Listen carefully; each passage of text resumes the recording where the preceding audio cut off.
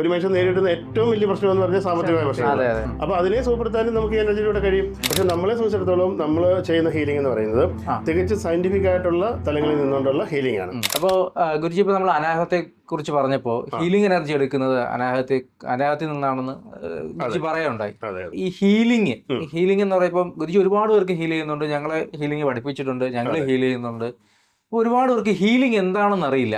അപ്പം ആ ഒരു വേർഡ് തന്നെ, ഇപ്പം ഞാൻ എൻ്റെ നാട്ടിലൊക്കെ പോയി ഹീലിംഗ് ഇങ്ങനെ ഗുരുജി ഹീൽ ചെയ്യാറുണ്ടെന്നൊക്കെ പറയുമ്പോൾ അതെന്താണ് സംഭവം? ഇപ്പം അവർക്ക് ഇപ്പോൾ സാധാരണ നോർമലി ഒരു ആരാധനാലയത്തിൽ പള്ളിയിലോ അമ്പലത്തിലോ പോയി നൂല് ജപിച്ച് കെട്ടുക, അല്ലെങ്കിൽ വെള്ളം ജപിച്ചു കൊടുക്കുക, ഇത്തരം കാര്യങ്ങൾ, അങ്ങനെയുള്ള കാര്യങ്ങൾ മാത്രമേ അവർക്ക് അറിയാവൂ. അപ്പൊ ഇതെന്താണ് ഹീലിംഗ്, അല്ലെങ്കിൽ അതിലൂടെ എന്താണ് ലഭിക്കുന്നത്, എന്തൊക്കെ ചെയ്യാൻ പറ്റും എന്നൊന്ന് വിശദമാക്കിയാൽ സാധാരണക്കാർക്കും കൂടെ മനസ്സിലാവുന്ന തരത്തിലേക്ക് സിംപ്ലിഫൈ ചെയ്തെന്ന് പറഞ്ഞാൽ. അല്ല, ഹീലിംഗ് കേൾക്കുമ്പോൾ സാധാരണഗതിയിൽ ആളുകൾ ചിന്തിക്കുന്നത് ഇപ്പം ഇതുപോലെ ധ്യാന കേന്ദ്രങ്ങളിലുള്ള രോഗശാന്തി ശുശ്രൂഷകൾ, അല്ലെങ്കിൽ ഈ പറഞ്ഞ പോലെ നൂല് കെട്ടുക, മന്ത്രം ജപിക്കുക, അതിലൂടെയൊക്കെയുള്ള സൗഖ്യം നേടുന്ന ഒരു പദ്ധതികളെ പറ്റിയാണ് പറയുന്നത്.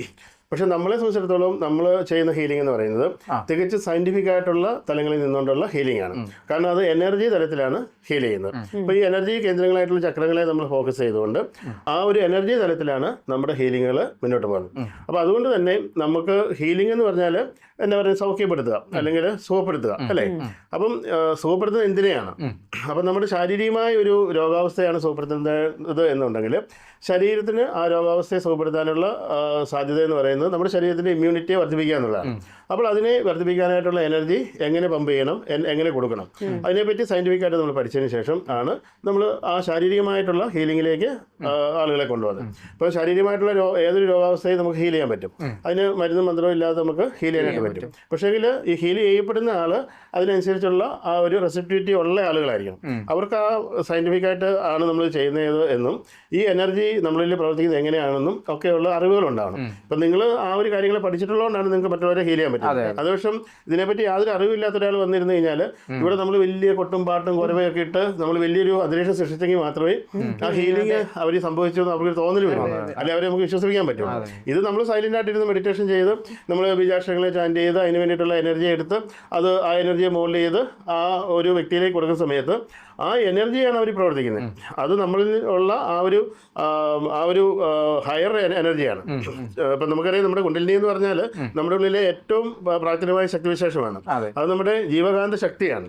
അപ്പോൾ ആ ജീവകാന്ത ശക്തിയെ ഉപയോഗപ്പെടുത്തിയിട്ടാണ് നമ്മൾ ഹീൽ ചെയ്യുന്നത്. അപ്പോൾ അവിടെ പ്യുവറായിട്ട് പറഞ്ഞു കഴിഞ്ഞാൽ എനർജിയാണ് നിങ്ങളിൽ വർക്ക് ചെയ്യുന്നത്.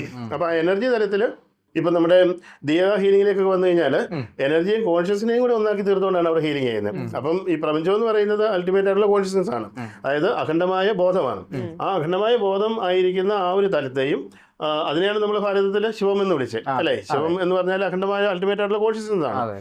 അല്ലാതെ ഇപ്പം ശിവകാശിയിലെ കലണ്ടറെ കാണുന്ന പോലെ ഇങ്ങനെ പിന്നെ ഗംഗയും യമുനയൊക്കെ ഒഴുകുന്ന രീതിയിലുള്ള അതല്ല ശിവം എന്ന് പറയുന്നത്. ശിവം എന്ന് പറയുന്നത് അൾട്ടിമേറ്റ് ആയതുകൊണ്ടാണ് അങ്ങനെ ഒരു രൂപം കൊടുത്തിരിക്കുന്നത്. അപ്പം ആ ഒരു രൂപത്തിലാണ് പലരും കോൺസെൻട്രേറ്റ് ചെയ്യുന്നത്. പക്ഷെ ശിവം എന്ന് പറയുമ്പോൾ അൾട്ടിമേറ്റ് ആയിട്ടുള്ള കോൺഷ്യസ് ആയിട്ടാണ് നമ്മൾ കാണുന്നത്, അല്ലെങ്കിൽ നമ്മൾ കാണുന്നത് നമ്മൾ അറിയുന്നത്. അപ്പോൾ ആ ഒരു കോൺഷ്യസ്നെസ്സിനെയും ഈ ഒരു എനർജിയെയും നമ്മളിരിക്കുന്ന ഈ അഖണ്ഡമായ ശക്തിവിശേഷത്തെയും ഒന്നാക്കി തീർത്തുകൊണ്ടാണ് നമ്മൾ ദിയേകയിൽ നമ്മൾ ഹീൽ ചെയ്യുന്നത്. അതുകൊണ്ടാണ് ദി ഏക എന്ന് പറഞ്ഞിരിക്കുന്നത്. ദി എന്ന് പറഞ്ഞാൽ ഉയർന്ന ബോധാവസ്ഥ അല്ലെങ്കിൽ അൾട്ടിമേറ്റ് കോൺഷ്യസ്നെസ്. അതിനെ ഏകമാക്കിക്കൊണ്ട്, അതിനെ എനർജിയുമായിട്ട് ഏകമാക്കിക്കൊണ്ട് ആ എനർജിയെ മറ്റൊരാളിലേക്ക് അവരുടെ ശാരീരികമായ പ്രശ്നങ്ങളെയോ അല്ലെങ്കിൽ മാനസികമായ പ്രശ്നങ്ങളെയോ അല്ലെങ്കിൽ ഭൗതികമായിട്ട് അവർ നേരിടുന്ന പ്രശ്നങ്ങളെയോ പരിഹരിക്കാനായിട്ട് നമ്മൾ ചെയ്യുന്ന പ്രോസസ്സാണത്. അപ്പോൾ അതിലൂടെ നമുക്കിപ്പം ശാരീരികമായ രോഗങ്ങളെ മാത്രമല്ല മാനസികമായ പ്രശ്നങ്ങളെ പരിഹരിച്ചെടുക്കാം. അതുപോലെ തന്നെ ഈ മാനസികമായ രോഗങ്ങളും അല്ലെങ്കിൽ ശാരീരികമായ രോഗങ്ങളും മാത്രമല്ല ഒരു മനുഷ്യൻ നേരിടുന്ന പ്രശ്നം എന്ന് പറയുന്നത്. ഇന്നത്തെ സമൂഹത്തിലേക്ക് നോക്കിക്കഴിഞ്ഞാൽ ഒരു മനുഷ്യൻ നേരിടുന്ന ഏറ്റവും വലിയ പ്രശ്നം എന്ന് പറഞ്ഞാൽ സാമ്പത്തികമായ പ്രശ്നങ്ങൾ, അല്ലെങ്കിൽ തൊഴിലിലും ബിസിനസ്സിലുമുള്ള തകർച്ചകൾ, അവിടെ ഉണ്ടാകുന്ന തടസ്സങ്ങൾ, ഇതൊക്കെയാണ്. അപ്പോൾ അതിനെ ഹീൽ ചെയ്യണം, അല്ലേ? അതിനെ സുഖപ്പെടുത്തണം. അപ്പോൾ അതിനെ സുഖപ്പെടുത്താനും നമുക്ക് എനർജിയിലൂടെ കഴിയും.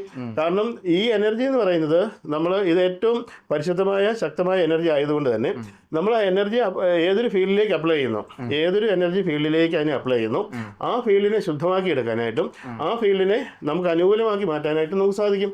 അപ്പോൾ അതുകൊണ്ട് തന്നെ ഇപ്പോൾ ഒരു സാമ്പത്തിക പ്രതിസന്ധി നേരിടുന്ന ഒരു വ്യക്തി, അയാളെ സംബന്ധിച്ചിടത്തോളം അയാളുടെ എനർജി ഫീൽഡ് എന്ന് പറയുന്നത് ഈ പറഞ്ഞ തടസ്സങ്ങളും പ്രശ്നങ്ങളും നേരിടുന്ന എനർജി ഫീൽഡിലാണ് അയാൾ നിൽക്കുന്നത്. അപ്പോൾ നമ്മൾ ഈ എനർജി, നമ്മൾ ഈ ദീർഘ കോൺഷ്യസ് എനർജി നമ്മൾ കൊടുക്കുന്ന സമയത്ത് അവിടെ അയാളുടെ എനർജി ഫീൽഡിനെയാണ് ചേഞ്ച് ചെയ്യുന്നത്. അവിടെയുള്ള എല്ലാ തടസ്സങ്ങളെയും ക്ലെൻസ് ചെയ്ത് ഹീൽ ചെയ്ത് അതിനെ എനർജൈസ് ചെയ്ത് അവർക്ക് അതിനെ ബാലൻസ് ചെയ്ത് കൊടുക്കുകയാണ്. അപ്പോൾ എന്താണെന്ന് വെച്ചാൽ അവരുടെ ആ സമ്പന്നതയിലേക്ക് അവർ ഓട്ടോമാറ്റിക്കലി കണക്റ്റഡ് ആവും. അവരുടെ ജീവിതത്തിലുള്ള തടസ്സങ്ങൾ അവർക്ക് ഇല്ലാണ്ടാവും.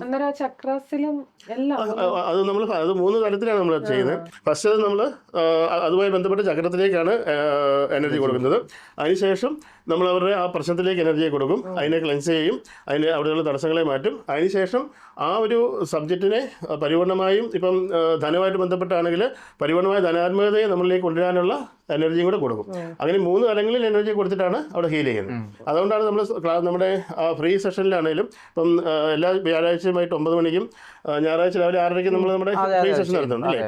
അപ്പോൾ അതിൽ നമ്മൾ 3 തലങ്ങളിലാണ് എനർജി കൊടുക്കുന്നത്. അതായത് നമ്മൾ ആദ്യം നമ്മുടെ ഫിസിക്കൽ ലെവലിൽ കൊടുക്കും, നമ്മുടെ സൈക്കോളജിക്കൽ ലെവലിലേക്ക് എനർജി കൊടുക്കും, പിന്നെ നമ്മൾ ഭൗതികമായ എക്സ്റ്റേണലായിട്ടുള്ള കാര്യങ്ങൾക്കും എനർജിയെ കൊടുക്കും.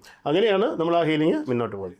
ഈ വലിയ കോർപ്പറേറ്റ് കമ്പനികൾക്കൊക്കെ ഹീൽ ചെയ്യാറുണ്ട്. സാധാരണക്കാരായിട്ടുള്ള ഒരാൾ ചിന്തിക്കുമ്പോൾ കോർപ്പറേറ്റ് കമ്പനിക്കൊക്കെ വലിയ പൂജയൊക്കെ നടത്തുമ്പോഴാണോ എന്നൊക്കെ ചിന്തിക്കാറുണ്ട്. അപ്പോൾ അവർക്ക് അതൊരു സയന്റിഫിക് സൈഡ് അത് മനസ്സിലായിട്ടല്ലേ ഗുരുജിയെ കൊണ്ട് അത് ചെയ്യിക്കുന്നത്? തീർച്ചയായിട്ടും.